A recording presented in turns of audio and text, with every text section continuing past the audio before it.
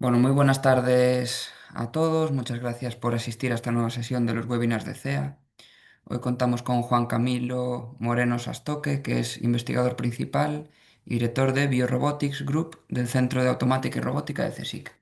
Es responsable de la unidad asociada al CSIC del Hospital Nacional de Lesiones Medulares, donde promueve la investigación transnacional para generar conocimiento y ofrecer soluciones para personas con discapacidad. Sus principales áreas de investigación son la robótica vestible, las neuroprótesis y las tecnologías de rehabilitación neuronal. En cada una de ellas ha realizado contribuciones que han tenido un gran impacto en las comunidades de robótica e ingeniería neuronal. Ha liderado el desarrollo de diversos esquemas de interacción hombre-máquina aplicados a la rehabilitación neuronal de pacientes con lesiones cerebrales o espinales. Una de sus principales líneas de investigación investiga los beneficios del control cooperativo en la fusión de neuroprótesis y exoesqueletos robóticos para mejorar la locomoción en pacientes con ictus y lesiones medulares. Actualmente lidera proyectos de investigación sobre el modelado y la caracterización de tratamientos longitudinales asistidos por robot para la optimización de la terapia robótica y la terapia basada en estimulación eléctrica funcional con controladores inteligentes. Ha dirigido 7 tesis doctorales completadas y actualmente dirige 5 proyectos doctorales. El doctor Moreno ha coordinado varios proyectos europeos en los últimos 10 años. Es fundador y copresidente del Comité Técnico del IECubo RAS sobre robótica vestible. Es coordinador de TechNight SL, una empresa privada derivada del CSIC, y sus contribuciones han sido licenciadas para su explotación y sus conceptos para establecer terapias robóticas. Han ganado diversos premios, entre ellos el Premio de Ciencia en Español de la Fundación del Conocimiento, la medalla al joven investigador de la Real Academia de Ingeniería, el premio Infanta Cristina, el premio Technology Review 35 del MIT y la medalla a jóvenes científicos de la Real Academia de Ingeniería de España en 2015. Actualmente es investigador principal de los proyectos Moonshot, Aerialist, Nimble, Rewiring, entre otros. Hoy Juan imparte su conferencia titulada Complementando y aumentando la robótica de rehabilitación mediante la estimulación eléctrica no invasiva. Y sin más te cedo la palabra. Muchas gracias, Juan. Muchas gracias, Esteban, por la introducción, por la presentación y por la invitación a ti y a todos los organizadores de estos webinars. Em, Estoy, pues muy contento de poder comentar un poco a todos los asistentes, que agradezco también la conexión. Un poco contar las líneas que hemos estado desarrollando en cuanto a lo que se refiere a la combinación de la robótica y las neuroprótesis o las técnicas de estimulación eléctrica no invasiva, en definitiva para intentar mejorar los resultados de la rehabilitación, en concreto de la función motora, de la función de la marcha en la vida cotidiana, con la intención de mejorar la calidad de la vida de los pacientes o su independencia, ¿no? Entonces, en definitiva, un poco la intención de nuestro grupo de investigación es intentar contribuir, ¿no? a mejorar este tipo de soluciones basadas en técnicas diferentes que ya están parcialmente utilizadas en la clínica y os quiero contar un poco en qué estamos trabajando recientemente en los proyectos que comentaba Enrique en la introducción. Nosotros somos un grupo relativamente reciente, pero que aglutina experiencia de 3 investigadores principales durante varios años en la robótica de rehabilitación. Somos este grupo que está integrado en el Centro de Automática y Robótica, que es un centro mixto entre el CSIC y la UPM. Y bueno, pues tenemos una misión fundamental que es lo que os estaba comentando, ¿no? Intentar mejorar la calidad de la rehabilitación o del tratamiento mediante tecnología para intentar tener un impacto en la calidad de vida de los pacientes que han sufrido algún tipo de daño neurológico que afecta su capacidad de generar movimiento, la función motora en la actividad cotidiana y por tanto impacta en su calidad de vida. Entonces, ¿cómo lo abarcamos? Bueno, pues fundamentalmente combinamos dos aplicaciones que son fundamentalmente intentar medir o cuantificar de forma precisa el movimiento mediante la biomecánica y la neurociencia o la comprensión del control motor para entender el funcionamiento del sistema nervioso central y cómo este orquestra o organiza la gestión del control del movimiento en la persona sana y en la persona con patología. Y después de esto aplicamos metodologías basadas en la ingeniería de rehabilitación para intentar restaurar, asistir y mejorar los procesos de rehabilitación. Nuestro laboratorio abarca estas cuatro líneas de rehabilitación, interfaces, benchmarking y desarrollo de modelos tanto físicos como digitales. En esta diapositiva vemos un poco un compendio de diferentes tipos de proyectos en los que abarcamos una u otra de las dos grandes facetas, tanto la valoración como la intervención. Y en la charla de hoy, bueno, me voy a centrar más en lo que tiene que ver con nuestra línea de trabajo en la fusión de la robótica con la estimulación eléctrica.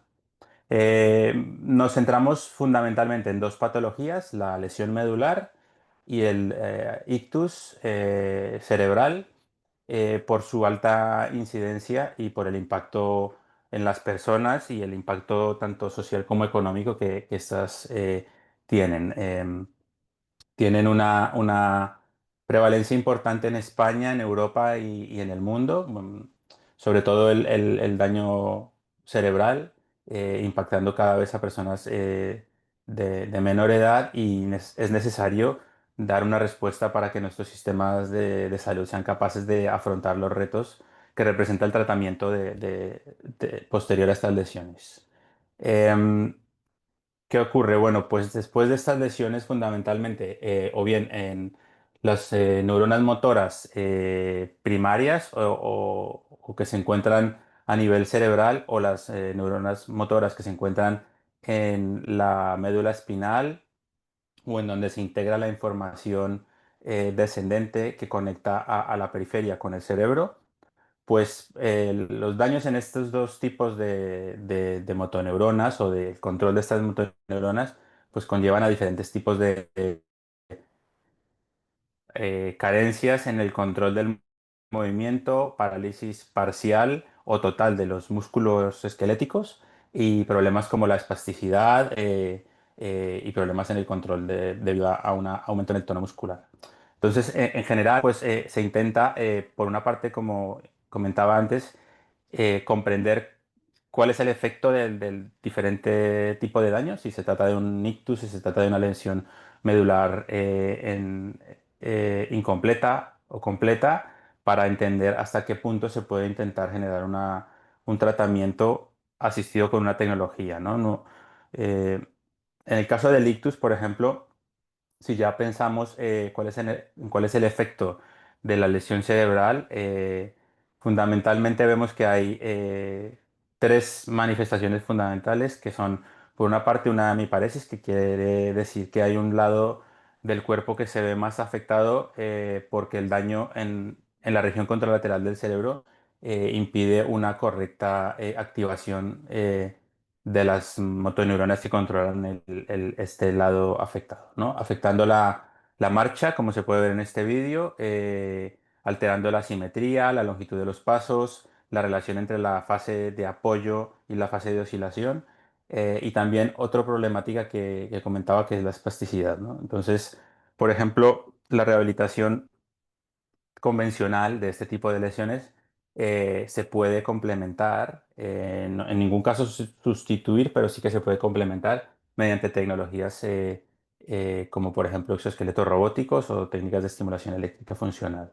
El marco general para aplicar este tipo de aproximaciones de rehabilitación va de la mano de una comprensión de lo que implica el aprendizaje del control del movimiento o la adquisición de este tipo de destrezas motoras en la persona sana y por supuesto en la persona patológica. Entonces es importante para definir cuál es el marco de trabajo en el proceso de rehabilitación asistido por una tecnología, comprender o diferenciar entre el control motor por defecto, el aprendizaje motor y el reaprendizaje motor después de una lesión. Entonces, en resumen, El aprendizaje, bueno, pues es el estudio de la adquisición o modificación del control de un movimiento, que es el, digamos, el aprendizaje natural que tenemos cuando empezamos a desarrollarnos con el crecimiento. El control del movimiento pues, se enfoca en la comprensión de cómo en el sistema nervioso central el control motor se gestiona, se organiza, como nuestro sistema de control, como si fuese una máquina, gestiona la información de la periferia, la información aferente, la integra y genera comandos de control para resolver este problema, ¿no? Y después, en cuanto al aprendizaje o el reaprendizaje después de una lesión, el enfoque está en entender cómo se debería orientar un entrenamiento orientado a una tarea específica o a varias tareas específicas para volver a adquirir una capacidad teniendo en cuenta que ha habido una lesión o bien a nivel medular o cerebral. En el reentrenamiento de una capacidad motora hay varios factores importantes. Pero bueno, pues hay algunos, digamos, conceptos teóricos que se entienden y que es importante tenerlos en cuenta en general. Y es que, por ejemplo, primero, la tasa de recuperación durante cualquier práctica está linealmente relacionada con la cantidad de trabajo o la cantidad de mejora posible, ¿no? Entonces, hay una relación entre lo que se va a poder, digamos, la ventana de recuperación prevista para un movimiento, para una persona y la cantidad de práctica que se pueda realizar, ¿no? Hay una relación entre esto. Ahí también, bueno, pues se ha caracterizado cómo evoluciona la recuperación al principio y al final después de una lesión. Es decir, que se observa en general, estos son, digamos, a grandes rasgos, cómo la práctica de una nueva tarea puede, al principio de la readquisición de la capacidad, puede empezar a mejorar rápidamente y después está, digamos que se llega a una especie de plató, de estado estacionario en el que la recuperación puede ser más lenta, pero no quiere decir que no pueda mantenerse en el tiempo. Y luego, pues que, por suerte, digamos, gracias a la neuroplasticidad o a la capacidad del sistema nervioso de reorganizar o de generar nuevos circuitos o entrenar nuevos circuitos que permitan reaprender este skill, esta capacidad, bueno, pues puede durar durante mucho tiempo y a pesar de que las mejoras sean lentas. Em, Luego, como os digo, esos son conceptos básicos y se pueden aplicar diferentes principios para intentar trabajar en la readquisición de una destreza.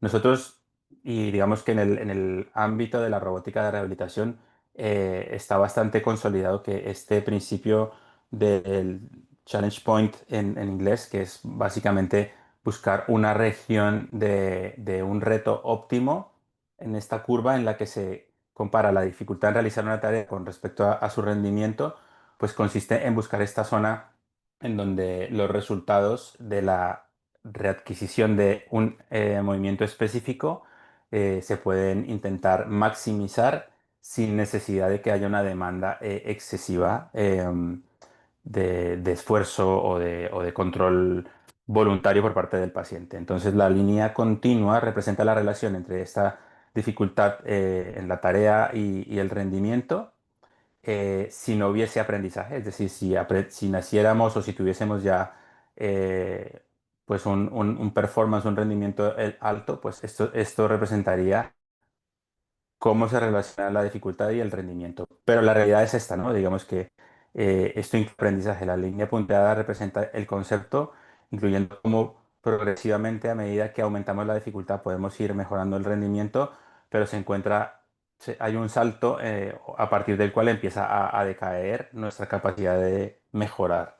Entonces el rendimiento se reduce. Y por eso ese punto en esta Challenge Point Theory, pues es importante intentar buscarlo y con los robots o con los exoesqueletos intentamos encontrar este tipo de regiones, ¿no? Entonces, la recuperación de la función, pues como os decía en resumen, se refiere a la readquisición de la capacidad de generar un movimiento perdido después de una lesión y hay en general pues estas curvas definen más o menos la intensidad o que intentan determinar la intensidad o la dificultad del entrenamiento para intentar aprovechar esta plasticidad representada en esta curva violeta y buscar pues estas regiones en las que la plasticidad tiene un potencial de aumentar la capacidad de readquirir el control de un movimiento o de sostenerlo en el tiempo, ¿no? Esto es, digamos, el tiempo después del daño cerebral y se podría pensar que en una fase aguda, subaguda, pues se necesita un entrenamiento muy intensivo y luego es en una fase más crónica se puede pensar en otro tipo de intensidad, otro tipo de dificultad. ¿Qué es lo que intentamos nosotros plantear? Bueno, diferentes niveles de estimulación en el sistema nervioso central de forma no invasiva. En nuestro laboratorio estamos centrados en soluciones que sean fundamentalmente mínimamente invasivas con electrodos transcutáneos que se aplican sobre la piel, sobre los músculos y o los nervios en paralelo con los exoesqueletos robóticos o con los sistemas robóticos. Ya comentaré un poco más cómo planteamos esta idea de esta fusión o por qué investigamos en ella y con qué expectativas y bajo qué paradigmas. Pero para ello, pues quería dar algunas pinceladas brevemente de lo que implica la estimulación eléctrica de las unidades motoras de nuestros músculos esqueléticos. Fundamentalmente, la estimulación eléctrica implica el uso de una corriente eléctrica para activar los músculos de forma artificial a través de la estimulación de los nervios motores periféricos que están intactos, que están preservados para promover actividades funcionales. Y ese es el caso en muchas patologías, no en todas, hay lesiones medulares que tienen como consecuencia la pérdida de la inervación, es decir, la pérdida de la respuesta en ciertos nervios motores periféricos para promover actividades funcionales de manera externa, pero en general cuando es posible activar estos nervios motores, es posible generar un reclutamiento de las fibras musculares que genere en diferentes tipos de comportamientos en el músculo, desde una actividad aferente, que es básicamente la información sensorial que puede ir desde la periferia hacia arriba en el sistema nervioso, hasta una activación muscular que genere una fuerza, que genere una contracción visible. Entonces, en términos generales, se puede aplicar la estimulación eléctrica para activar de manera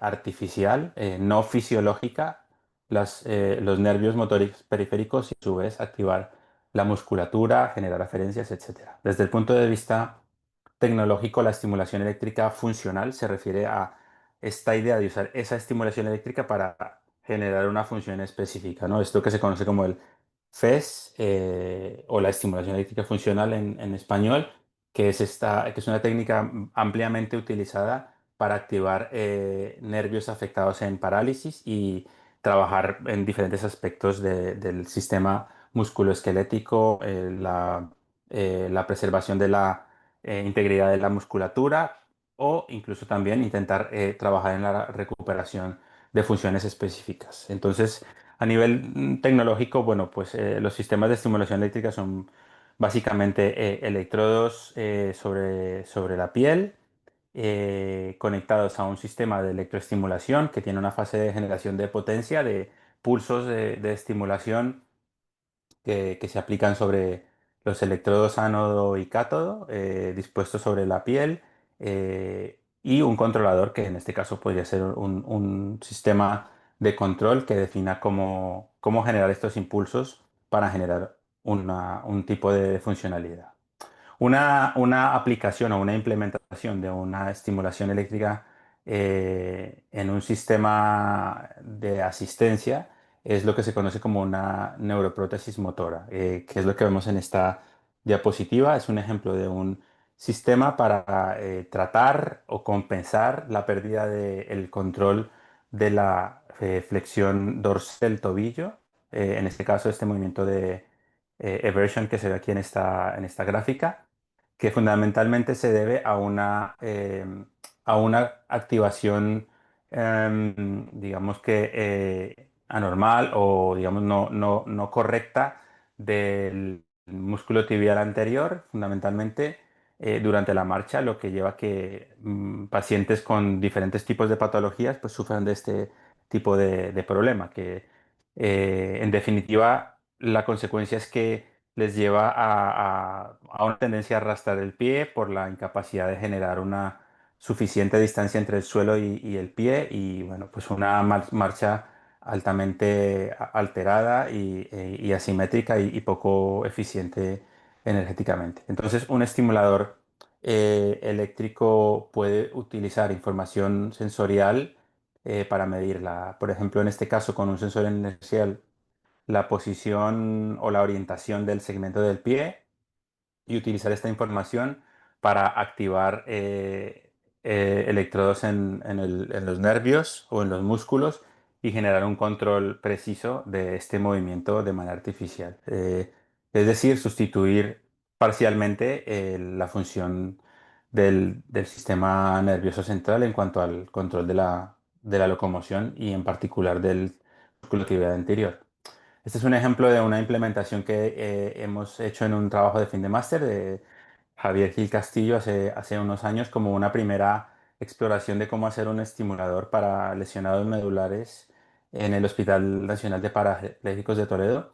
En este caso vemos el paciente tiene implementado un sistema de neuroprótesis con electrodos transcutáneos, como os comentaba, y bueno, estábamos verificando la capacidad de generar este movimiento de flexión dorsal de manera artificial. Si observáis en el pie izquierdo, bueno, pues se ve un tanto exagerado el movimiento hacia arriba del pie porque era un primer controlador en lazo abierto, es decir, que no teníamos una realimentación instantánea de la posición, sino que aplicábamos simplemente la idea de ver si en un paciente con lesión medular, ya no en un caso de ictus, se podía aplicar esta metodología, ¿vale?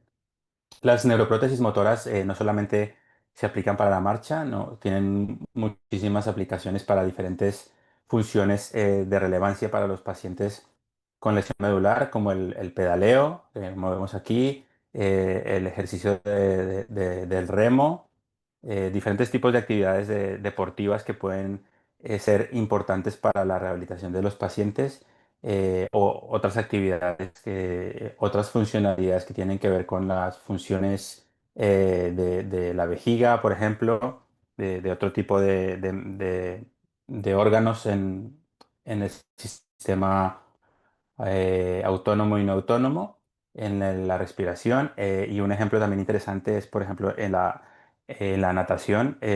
Vemos aquí un ejemplo de un sujeto con paraplegia que puede utilizar un sistema de electroestimulación subcutáneo, que me parece un ejemplo bastante interesante de cómo habilitar una actividad que puede ser muy importante para el desarrollo de los pacientes con lesión medular, ¿no? Que son las actividades en general subacuáticas, no solamente deportivas, sino ejercicios terapéuticos. Vale, muy bien. Bueno, como comentaba, volviendo un poco a los conceptos más teóricos, si lo que queremos es centrar nuestra intervención con la tecnología que estamos planteando, que es la estimulación eléctrica y eventualmente su combinación con la robótica, es importante que el objetivo del reaprendizaje motor esté basado en la neuroplasticidad orientada hacia una tarea. Es decir, que si bien en las primeras fases es necesario trabajar en movimientos individuales o articulaciones separadas, la neuroplasticidad puede ser beneficiosa para la recuperación si se orienta hacia una tarea concreta. Entonces, tenemos algunos antecedentes que ya demuestran que la estimulación eléctrica funcional combinada con el control voluntario o la intención voluntaria del sujeto puede mejorar los efectos terapéuticos de una intervención, por ejemplo, de una intervención de un tratamiento de rehabilitación de la marcha sobre el suelo, por ejemplo. Por otra parte, el feedback aferente, o sea, la información que la estimulación eléctrica funcional induce a través de las vías aferentes, es decir, desde la periferia hacia arriba en el sistema nervioso central, en la médula, modula la corteza o puede modular la función en la corteza motora, su excitabilidad y permitir una recuperación. Es decir, que el FES no solamente puede generar el movimiento intentando promover cambios terapéuticos, sino que también puede inducir mejoras en la integración de la información sensorial. Y esta percepción de la información sensorial puede también ser útil para que el paciente mejore la manera en que coordina el control del movimiento, que tiene un número elevado de grados de libertad, ¿no? Como podéis imaginar, bueno, pues gestionar el control de la marcha o de, por ejemplo, el movimiento del miembro superior es un problema de control de muchísimos grados de libertad que el sistema nervioso central debe resolver simplificando, ¿no? Y esta facilitación de la información sensorial puede contribuir a esta reorganización. Algunas restricciones de la estimulación eléctrica funcional que hay que tener en cuenta es que la fatiga de los músculos que se estimulan va a aparecer tarde o temprano, fundamentalmente porque la manera en que los electrodos transcutáneos activan las motoneuronas o, bueno, o los nervios es una manera síncrona, digamos que es una manera no fisiológica de generar una contracción tetánica y esto, bueno, hace que las fibras o que las unidades motoras que se suelen fatigar más rápido, bueno, pues se puedan ver afectadas más rápidamente. Con lo cual es importante tener en cuenta que los músculos con la estimulación eléctrica funcional se van a fatigar y hay que tomar medidas para tener en cuenta esto. También la estimulación artificial mediante el FES es altamente no lineal, puede tener mucha variabilidad temporal, es decir, la respuesta de la musculatura varía a lo largo del tiempo y que es, bueno, pues un proceso que es dinámicamente muy incierto y no es fácil de modelar de forma analítica. Bueno, pues como comentaba, la respuesta depende no solamente de la fatiga, pero también el nivel de espasticidad puede ser una limitación para que se pueda ofrecer una electroestimulación terapéutica a un paciente, ¿no? Que tiene un problema de tono muscular por espasticidad. Eh, Cambiando un poco de tercio, otra modalidad de estimulación eléctrica también no invasiva es la estimulación de la médula, la estimulación espinal que se puede aplicar a diferentes niveles. En este vídeo vemos un trabajo en el que se logra una actividad de circuitos espinales a nivel del lumbosacral y esta actividad se logra mediante el reclutamiento de diferentes aferentes, propioceptivos y cutáneos. Y como podemos ver, bueno, pues aplicando esta estimulación epidural, es posible generar activaciones de músculos de las extremidades inferiores durante la locomoción o durante este tipo de marcha paso a paso, ¿no? En una persona con una lesión medular. Este es digamos, un trabajo de referencia en el que sí que hay un sistema implantado a nivel epidural que posteriormente os mostraré que se puede conseguir el mismo tipo o una actividad similar de reclutamiento de aferentes con un sistema no invasivo. Por otra parte, se ha demostrado que los dispositivos robóticos portátiles, por una parte, brindan asistencia mecánica, evidentemente, y también terapia de manera efectiva a las extremidades, tanto superiores como inferiores, ¿no? Los exoesqueletos robóticos en general tienen varias ventanas de oportunidad para ayudar a los pacientes configurados como sistemas no estacionarios, como este dispositivo que se llama Locomat, dispositivos más para una asistencia en la movilidad, como el Rewalk, o sistemas como el Able para intentar ofrecer una ayuda o facilitar el reentrenamiento de la marcha.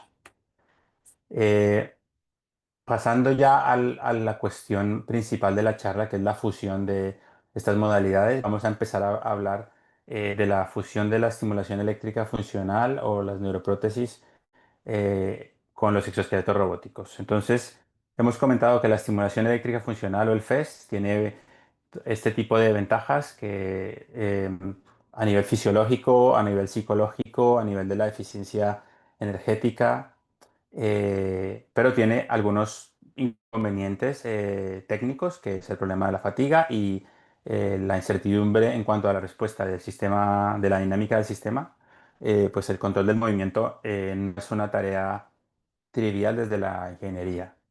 Y por otra parte, los exoesqueletos robóticos son muy buenos en controlar el movimiento de forma precisa, diferentes niveles de impedancia, diferentes velocidades y cantidades de fuerza o de par motor, pero por otra parte tienen la problemática, bueno, cada vez menor, pero sigue siendo un problema su tamaño y su peso. Entonces, la idea de fusionar el FES con los exoesqueletos robóticos es intentar compensar de manera complementaria estas debilidades, es decir, el FES puede contribuir a generar fuerza que a su vez impacte en una reducción del peso y del tamaño del robot.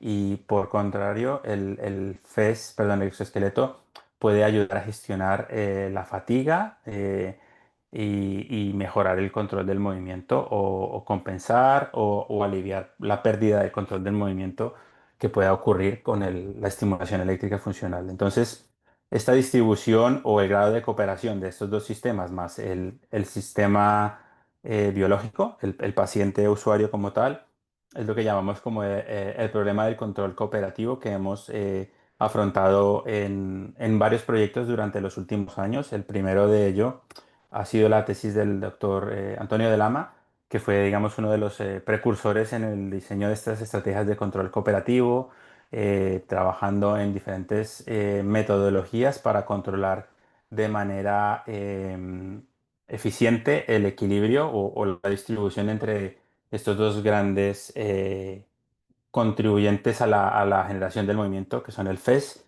y el exoesqueleto robótico, mediante estrategias como la optimización de la estimulación, el control de la admitancia o permitir generar cierto nivel de flexibilidad en la articulación robótica. Esto que vemos aquí es una trayectoria de la articulación de la rodilla durante el ciclo de la marcha y vemos aquí cómo podemos generar esta banda en torno a la cual la estimulación eléctrica puede trabajar, de manera que el robot no prescriba de manera rígida la trayectoria, sino que permita que el paciente más la estimulación eléctrica contribuyan en este caso, el control de los músculos que controlan la oscilación.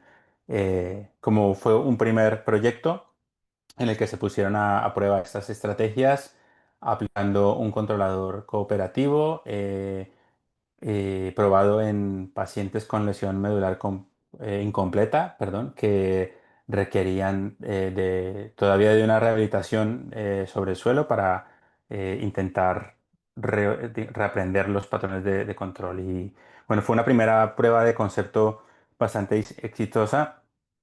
Sin embargo, bueno, pues al ser la primera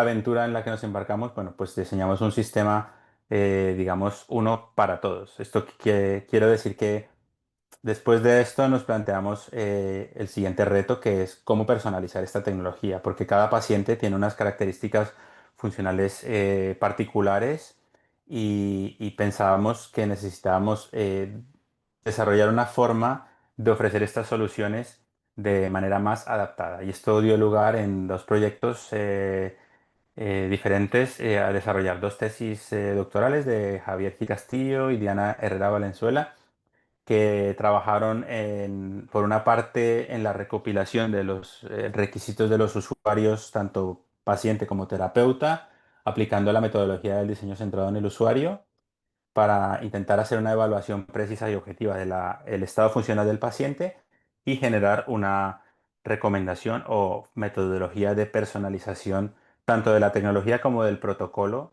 de intervención para la práctica clínica, ¿no? Que se traduce, bueno, pues en cómo adaptar el hardware, cómo adaptar el software y cómo adaptar el uso de estos dispositivos.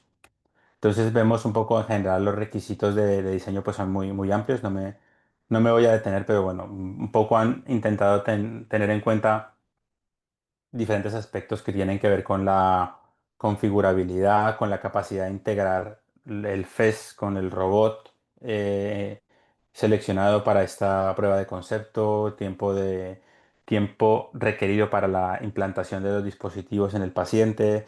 En general, todo lo que pueda afectar la percepción del usuario con respecto a la tecnología, porque lo que interesa es que el paciente acepte, tolere la tecnología para que le dé una oportunidad de uso repetido para que pueda ser una forma de rehabilitación viable en la práctica clínica. Desde la perspectiva de la tecnología, bueno, hablando ya un poco más a nivel de ingeniería, desarrollamos un sistema que hemos diseñado, que hemos inventado en nuestro grupo de investigación, que es un sistema de neuroprótesis modular en red. Es básicamente la idea de tener no un único estimulador para todo, sino varios pequeños estimuladores que se puedan conectar entre sí para abarcar desde 2 hasta 16 músculos del cuerpo humano y que no solamente se conecten entre sí, sino que se conecten de forma fácilmente integrable con exoesqueletos robóticos. En este proyecto, el proyecto Taylor, utilizamos como plataforma experimental el dispositivo Able de una spin-off de una startup en Barcelona, Able, que desarrolla un dispositivo robótico para este tipo de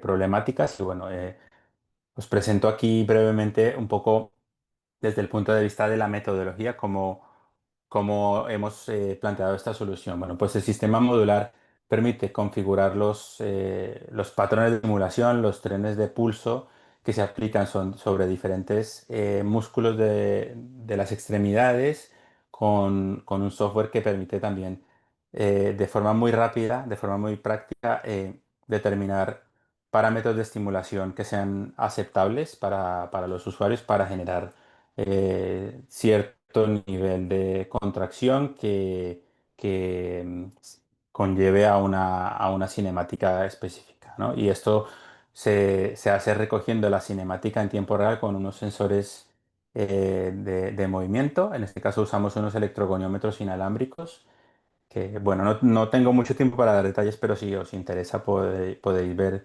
en los artículos que están referenciados en las diapositivas o poneros en contacto con nosotros. Pero bueno, la metodología o el protocolo de personalización, en resumen, bueno, pues partía de las evaluaciones clínicas de los pacientes, selección del hardware, número de sensores y de canales, configuración de parámetros, una tarea de calibración y las pruebas de la marcha. Es un poco una especie de hoja de ruta secuencial que se aplica para personalizar el dispositivo y la manera en que asiste a los pacientes. Este es un caso que muestra cómo se ha identificado la necesidad en el caso de un paciente con ictus. Este fue un experimento que se realizó en el Instituto Guttmann en Barcelona en el que se detectó, bueno, la afectación del paciente, en este caso, bueno, era más afectación en un lado, problemas en la dorsiflexión, problemas en la flexión de la rodilla, lo cual nos lleva a pensar en tomar una decisión clínica o informada por la experiencia clínica sobre cómo combinar el exoesqueleto robótico con la estimulación eléctrica en este caso. Entonces el sistema modular, bueno, no solamente permite definir los patrones de estimulación los parámetros de estimulación de cada músculo, sino cómo se debe definir la temporización de estos parámetros durante un ciclo de marcha para los músculos seleccionados. Y son unas fotos del ya el dispositivo implantado sobre un paciente bueno, instalado, no implantado, no, porque puede llevar a confusión, sobre un paciente con ictus cerebral. Primero se colocan los electrogoniómetros, los electrodos en este caso de los músculos en cuestión, la unidad de control y luego el dispositivo robótico, ¿no? Y todo esto es lo que configura el sistema híbrido o la fusión de la que os vengo hablando. En esta diapositiva vemos ya un experimento del paciente gestionando la marcha, apoyado por las dos tecnologías, tanto el robot como la estimulación eléctrica funcional. En este caso, el dispositivo Able en esta versión no tiene un control activo de las articulaciones de los tobillos, por lo tanto, la estimulación eléctrica funcional le ayuda al paciente a evitar el arrastre del pie, a gestionar una buena clearance o una buena distancia del pie con respecto al suelo, ¿no? Y viendo algún resultado más concreto, bueno, pues aquí podemos ver curvas de la cinemática articular del paciente en rojo y en azul. En rojo es cuando no tenemos una asistencia híbrida, es como la marcha del paciente sin ayuda del sistema híbrido, pero con la ayuda que utiliza para moverse, que es en este caso un andador o unas muletas.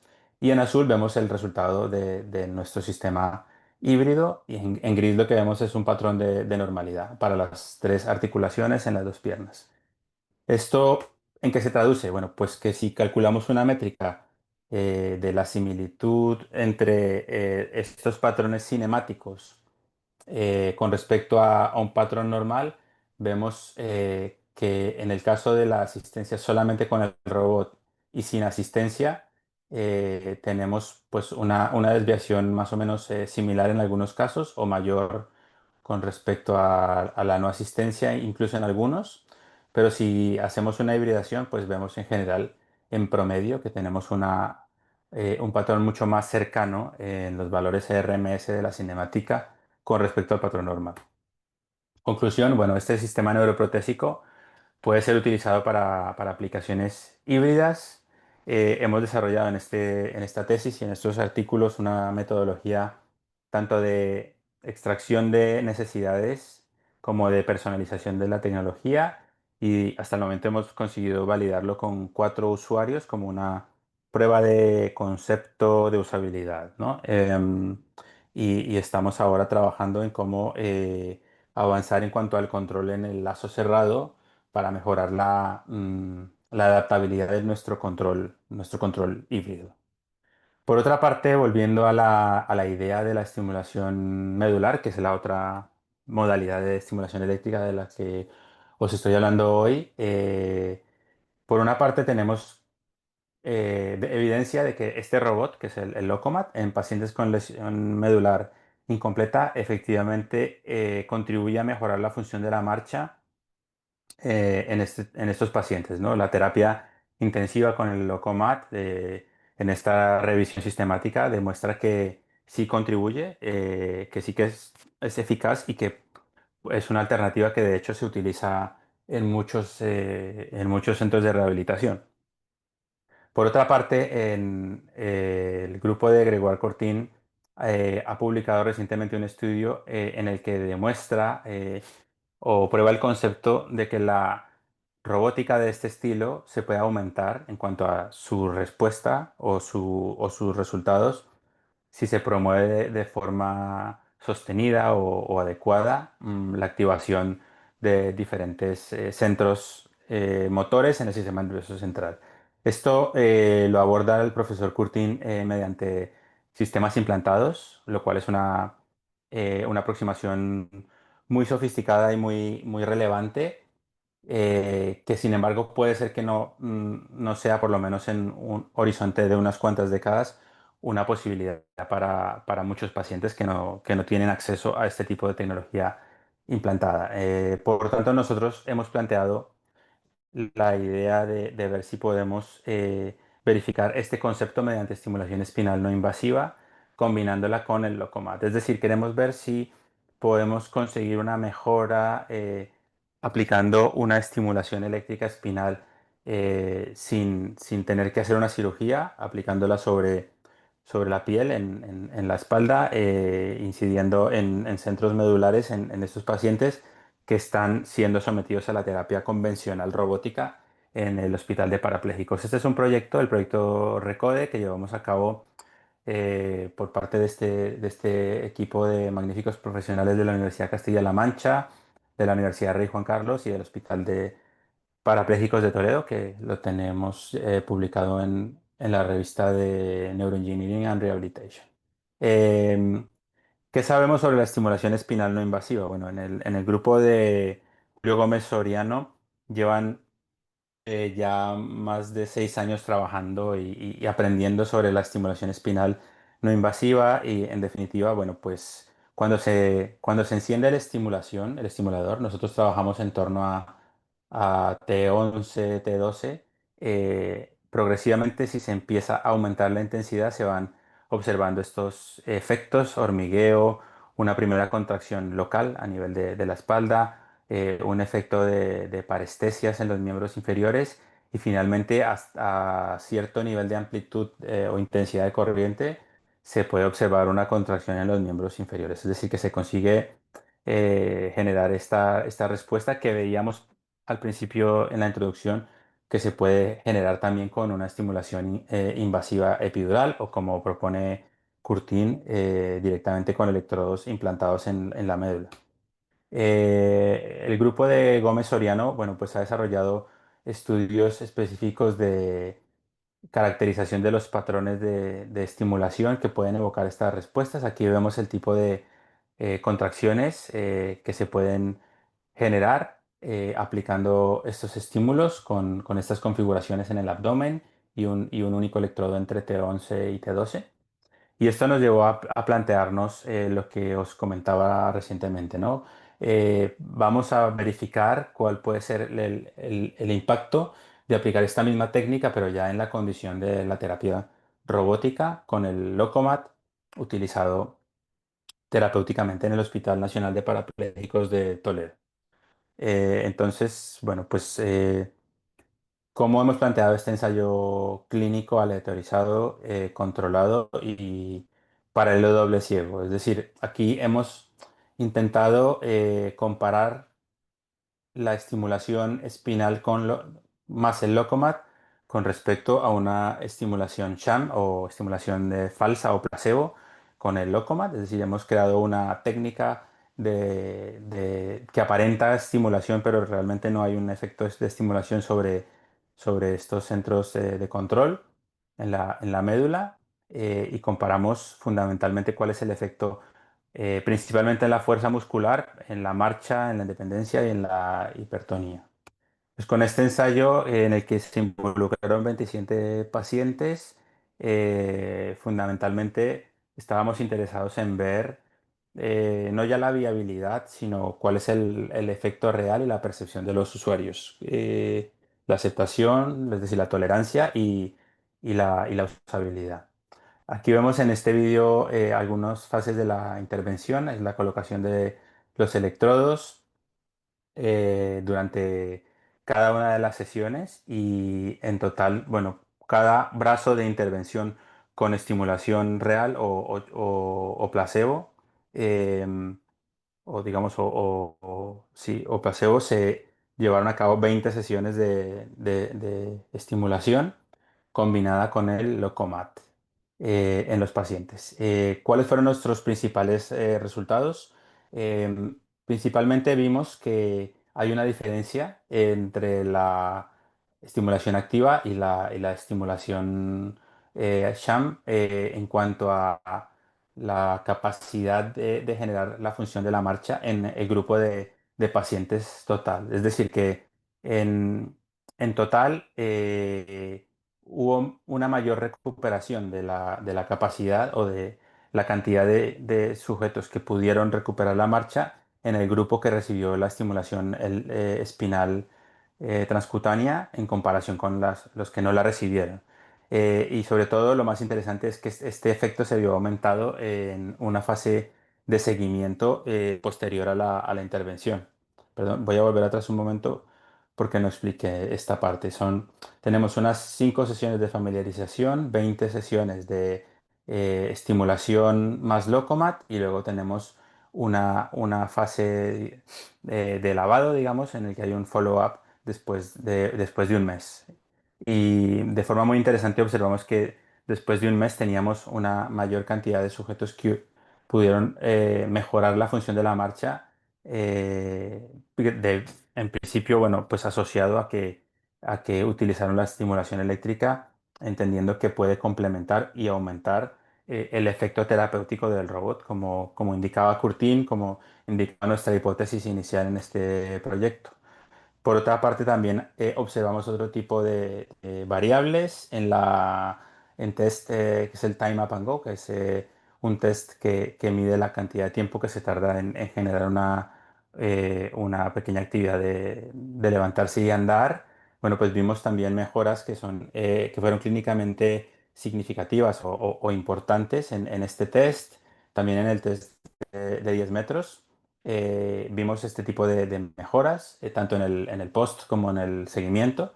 Sin embargo, digamos que un resultado no tan positivo, pero bueno, pues sí un poco coherente con la literatura fue en cuanto a las métricas que valoran la recuperación de la fuerza muscular, de la escala LEMS.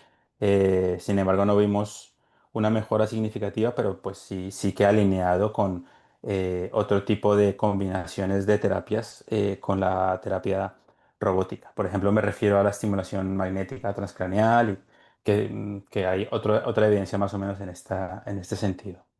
En resumen, pues que hemos discutido en este artículo, en este estudio de RECODE, pues que mostró una mayor recuperación de la función de la marcha y de la gestión de estas escalas que hemos pasado en el post y en el follow-up en pacientes con lesión medular incompleta en la fase subaguda en comparación con la estimulación placebo. Este es un primer ensayo, el primer ensayo controlado que tiene resultados positivos, controlado porque es el primer ensayo en el que nosotros, desde nuestro conocimiento, ha habido un control del placebo. Los datos, sin embargo, tienen que ser interpretados con cautela. Esto no quiere decir que la técnica esté ya lista para utilizarse en la práctica clínica, pero sí que está allanado o se está preparando el camino para su implementación. Hace falta, sin embargo, bueno, pues hacer estudios de viabilidad, estudios en los que haya quizás más pacientes y probarlo con otras poblaciones o con otro tipo de pacientes o afectados en otras fases, ¿no? También, bueno, es un buen indicio de que los exoesqueletos robot pueden ser combinados, pero quizás también no solamente en condiciones estacionarias, sino en condiciones de marcha ambulatoria sobre suelo mediante exoesqueletos robóticos como el ReWalk, como el Able que os comenté previamente. Y ya para terminar, bueno, pues unas conclusiones generales de las dos grandes temáticas que he comentado. La combinación de la estimulación eléctrica y la robótica portátil es una tecnología emergente para la neurorehabilitación motora y creemos que es importante facilitar la integración de estas tecnologías para que una y otra tenga mayor impacto para facilitar la recuperación y contribuir a la mejora de la salud de los pacientes. Para ello es necesario reducir la complejidad de los sistemas híbridos. Eh, Estamos trabajando en esa línea y trabajando a nivel también de la red de investigación en estas hibridaciones o fusiones. Es importante tener protocolos que reduzcan la complejidad y que generen consenso entre clínicos y bioingenieros. Es necesario investigar cómo podemos hacer que esta combinación sea sostenible en el tiempo, no solamente en la clínica de rehabilitación cuando el paciente está ingresado, sino posteriormente, cómo llevar esto a entornos menos supervisados o no supervisados que puedan tener un impacto en la vida posterior del paciente, posterior a la salida del hospital. Bueno, pues como comentábamos, es factible mediante la estimulación no invasiva de la médula espinal lumbar inducir una neuromodulación que pueda contribuir a recuperar la función de la marcha y para esto, bueno, pues son importantes todos los proyectos, no solamente los no invasivos, sino todas las aproximaciones que se puedan probar para intentar inducir cambios que sean más duraderos y que puedan contribuir a mejorar. Y en general es importante que los estudios clínicos tengan grupos de control, controlen también el efecto placebo y sobre todo que sean en la medida de lo posible lo suficientemente amplios para que evalúen tanto la eficacia clínica como el valor añadido de la eficacia, es decir, cuál es el efecto que tiene la recuperación de esta función en la cantidad de actividad que llevan a cabo los pacientes. Es decir, tenemos que mantener un enlace entre la recuperación de la función y la independencia de los pacientes como la finalidad como el objetivo final de las intervenciones. Y con esto os quiero agradecer vuestra atención y quedo a disposición por si tenemos tiempo para algunas preguntas. Muchísimas gracias, Juan. Gracias por tu presentación. Sobre todo, enhorabuena por esos trabajos que lleváis a cabo en el Biorobotics Group, que además Gracias. es un ámbito que, no sé, yo creo que es de lo más bonito, ¿no?, que se puede hacer, porque al final tienes un impacto directo en la vida de la gente y la verdad que es un lujazo lo que nos has presentado. La presentación ha estado genial. Em, Gracias. no sé si alguno de los asistentes quiere formular alguna pregunta, intervenir.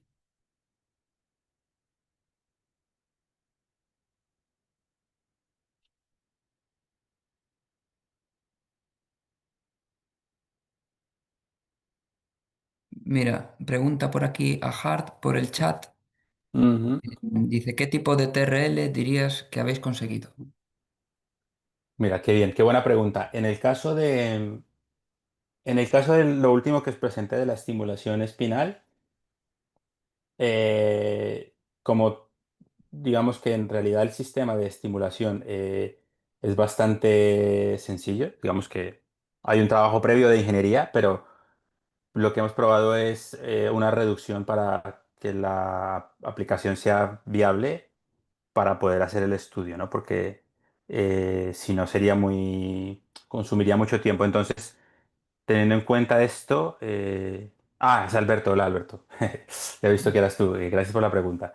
El TRL, bueno, no recuerdo el número exacto, pero yo diría que es una tecnología que se ha probado y validado en el entorno real, en el entorno clínico real, a nivel, digamos, experimental, pero que todavía falta que pueda ser utilizado sin una supervisión de un ingeniero, ¿sí?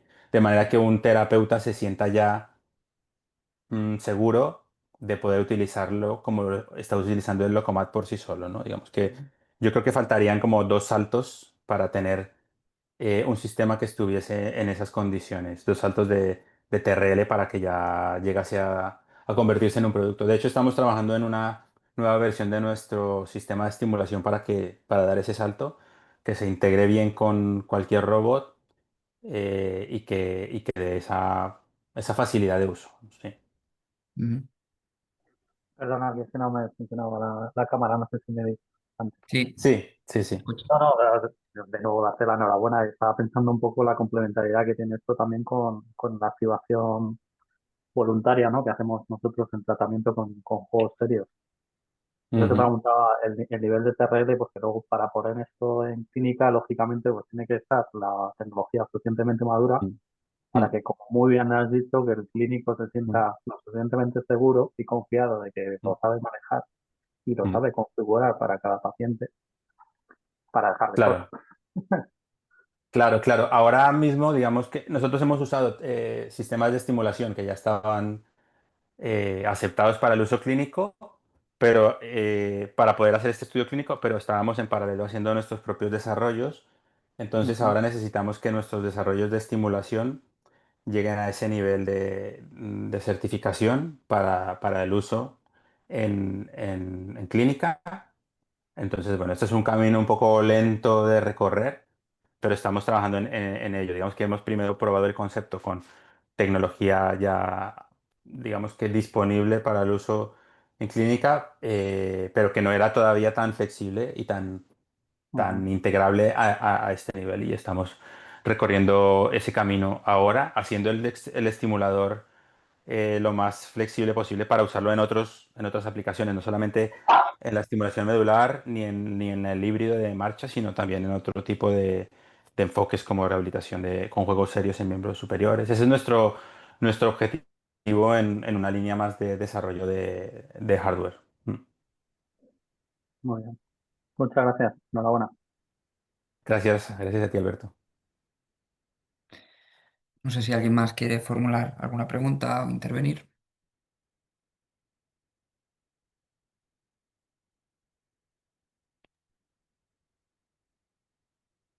Bueno, pues Bueno, si no es así, mm, reiterar de nuevo el vale. agradecimiento, Juan. Sí, Ha sido un placer gra- disfrutar de tu gracias. presentación y de vuestro trabajo. Mm. Sí, yo Y antes de despedirme podría aprovechar para comentar que como en la primera diapositiva mencioné, esto es, bueno, lo había puesto, un trabajo mm, que hace parte de una red, un proyecto de red que tenemos hasta este año, que es la Red Fusión, en la que trabajamos o intentamos aglutinar a investigadores clínicos e ingenieros en estos temas.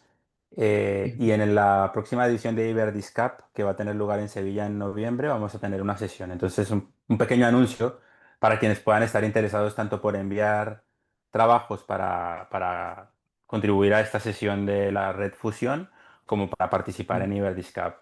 mm, Y ya está. Y sí, era hacer este pequeño anuncio. Y genial, reiterarte las gracias a ti y a todos los organizadores. muy bien. Pues muchísimas gracias. Venga, saludos a Chao, todos. gracias, Buena gracias. tarde. Adiós. Gracias, buen día, hasta luego. Chao.